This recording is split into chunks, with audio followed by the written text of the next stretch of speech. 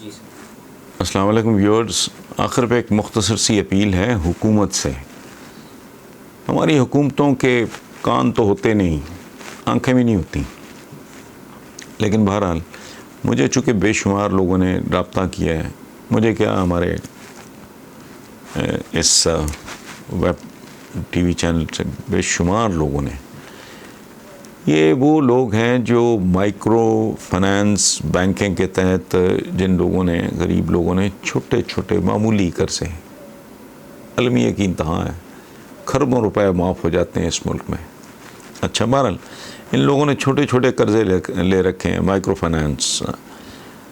اور کمال دیکھیں آپ، کتنے کچھ سنگ دل لوگ ہوں گے، ان کے دماغ کام نہیں کرتے ہوں گے، ان کے دلوں میں کوئی رحم نہیں ہوگا کہ ان حالات میں کہ لاک ڈاؤن ہے، لوگوں کا روزگار کے سلسلے بند ہو گئے ہیں، فقوں تک نوپتے ہیں، راشن ڈھونڈتی پھر رہی ہے دنیا، ٹھیک ہے، ان حالات میں بھی قرضوں کی قسطوں کا مطالبہ کیا جا رہا ہے اور ان کو پریشرائز کیا جا رہا ہے، جو سراسر زیادتی ہے.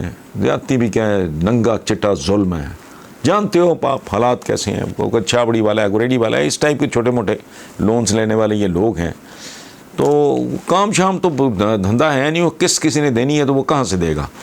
سو حکومت کو چاہیے ان مظلوموں پہ رحم کھائے. حکومت کا اپنا کیا حال ہے، خود تو وہ گلوبلی ایک اپیل کر رہے ہیں کہ یہ قرضے معاف کر دیں، ترقی پذیر ملکوں کے اور غیر ترقی یافتہ ملکوں کے اور ہم جیسے ملکوں کی، یہ اپیل چل رہی ہے نا جی، اس پہ بات بھی ہو رہی ہے.